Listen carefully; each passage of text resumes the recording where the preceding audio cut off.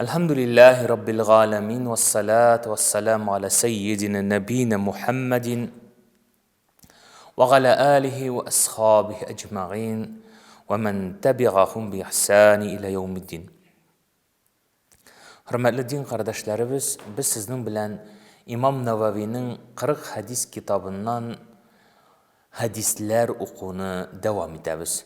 Bugün ise İmam Nevevi'nin 32. hadisin okup ötesimiz kila.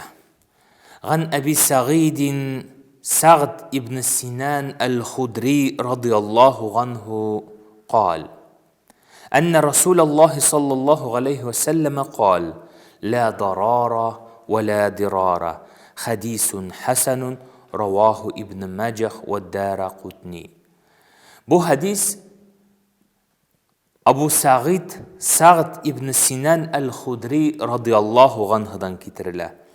Peygamberimiz sallallahu aleyhi ve sellem bulay dep aytkan: "Özüňe de ziyan getirme, başkalarga da ziyan getirüşlerden bulma" dedi.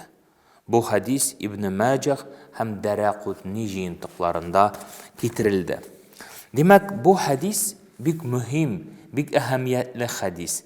Yani bu şeriatta, fikihta, dinimizde qaida bulup kela.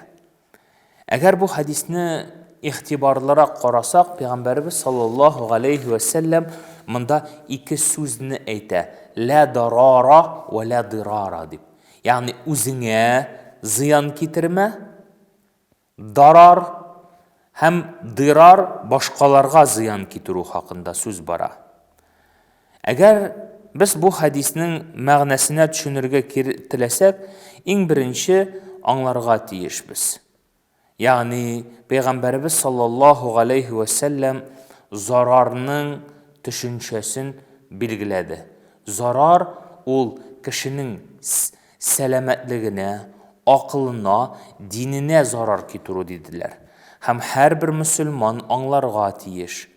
Yani zarar kişinin iki türlü bula. Ol maddi zarar hem ruhi zarar.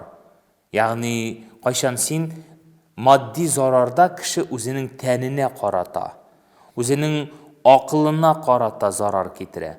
Etik mesela haram rızık aşadı iken, yaki haram kiyim kiydi iken, yaki ol günahlı iş işledi iken, xamir içti mesela, ol maddi zarar ala. Hem şuluk vakitte ruhi zarar var, ol akılına, ol anın fikrine, hem şuluk vakitte dinine zarar getirgende. Şul sebeple her bir kişi en birinci özüne zarar getirüşlerden bulurga tiyiş tugildir. Eğer de Allah subhanahu ve Teala'nın biz hükümlerine eğlenip qarasak, Allah subhanahu ve Teala ayta: "Biz sizge dinni jingil kıldık. Onu avraytmağız" dedi. Şul sebeple Peygamberimiz sallallahu aleyhi ve sellem anlatıp üttü. Aytik mesela eğer kişi anda avru sebeple, yaki başka meseleler sebeple urazatı talmı iken, özüne ziyanlı bula iken, Allah Teala ona urazanı başka vakitka koşurga ruhsat etti. Aytik mesela teninde jarahat buldu iken, taharet alırga su tise ona avurluk kile iken, demek ul vakitta Peygamberimiz sallallahu aleyhi ve sellem ol jirge mesih kılırga, yani pavyaska, yani beyleme üstünden sürtüp jiberge ruhsat etti. Yani dinde de bu meselege jingillik qaralgan. Eğer de biz qaradık iken şuşunday yaqtan, dünyavi yaqtan, yani ol fizik zararını getirge mümkün, ruhi zararını, maddi zararını da getirge mümkün. Amma de lakin eğer biz qaradık iken uzara muamelede satu aluda deb aytikmi, anda kişi aldap sata, ölçəvin dürüst koymay. Aytik maşina satkanda ol anda speedometrlarını, anda yaysa başka meselelerin ol anda yalganlık kirte iken, bu şulay yok. Zarar deb atala. Endi Allah subhanahu wa ta'ala ayta: "Ve la tensawul fadla beynekum." Bir-birigiz arasında izgilik haqında unutmağız dedi. Agar indi bu ayetden çıkıp indi biz ikinci yakka koşalabız. Yani başkalarga zarar kitiru. Bismillahirrahmanirrahim. Femen ca'e mevgizeten min rabbihi fenteha felehu ma selef. Dürüstlükte her bir kişi özünün kılgan gamelingine, özünün kılgan gamelinin ecringine ala. Yani eğer sen yaxşılık kıldın iken kişiге, demek ul sina yaxşılık bilen gine qayta. Eğer naşarlık kıldın iken, ul sina da şunun bilen naşarlık bulup qayta. Şul sebeple her bir kişi anlarga tiyiş, yani zarar ul nindigine bulmasın, ul bitirilirge tiyiş. Zararının vakıtı da, srogu da yok. Ol baribir bitilirge tiyiş. Şul sebeple din galimleri zararga qagılışlı qagideler ayttiler. Mine şularının qaybirlerin iske düşürüp ötesibіз kile. Peygamberimiz sallallahu aleyhi ve sellem en birinci şuşunday sözlerini aytdı. Ad-dararu yuzal. Nindigine zarar buldu iken ol bitirilirge tiyiş. Emme de lakin şu dararının bitirilüğü, zararının bitirilüğü. Peygamberimizin ikinci bir hadisine la darara ve la dirara bilen beylengen. Yani özüne de ziyan getirme, başkalarga da ziyan getirme.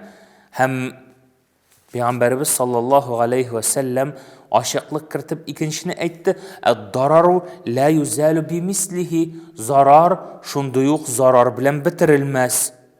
Lakin ad-dararul eşeddu yuzal bi dararil ahaf. Lakin zor zarar kişkine zarar bilen bitirilirge mümkündür dedi. Zor zararını kişkine zarar bilen bitirilirge mümkün. Hem şuşunda biz mühim qagideni italabız. Yani eğer kişi iki zarar bilen ışıraşsa, ol anın en az zararlısın saylı ala. En az zararlısın saylı ala. Çünkü şuluk vakitta en birinci bu zarar bir kişiye gine zararlı mı? İli cemaatke yani cemiyetke zararlı mı? Şunun için bir kişiye bulgan zararını saylav hayırlıraktır cemiyetke bulgan zarardan. Hem Peygamberimiz sallallahu aleyhi ve sellem'nin ikinci bu meselege qarata etken sözü daraul mefasid muqaddam ala celbil masalih. İzgilik işlevge qaraganda naşarlıkны bitiru aldanıraq bulurga tiyiş. Hem soңғы qagide ul da bolsa darar la yakunu qadimen. Zarar ul iski bulmay. Zarar ul iskirmi. Yani anı baribir bitirirge kerek.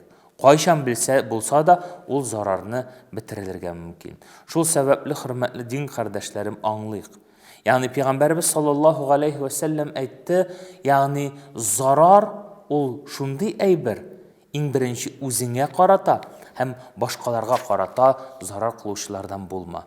Benim mında tabii gene bir meseleni iske çürüp ötesim kile.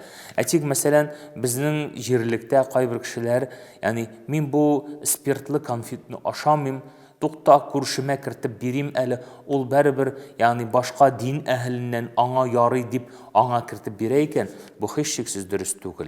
Yani Peygamber sallallahu aleyhi ve sellem özüne de ziyan getirme, başkalarga da ziyan getirme. Yani sen ziyan getirme. Yani sen bu konfetni indi etke yaki bir hayvanga bersen hayırlıraktır. Çünkü sen onun bilen ona başka zarar getirüğün var.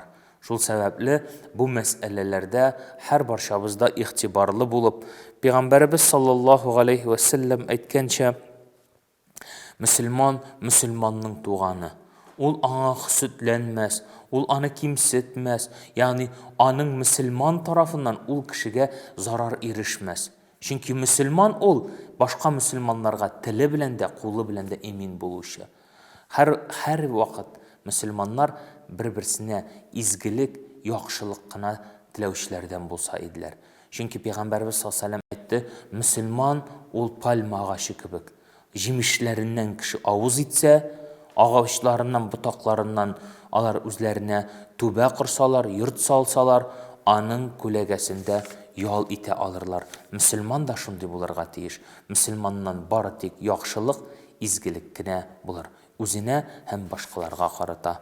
Вассаламу алейкум ва рахматуллаһи ва баракатуһу.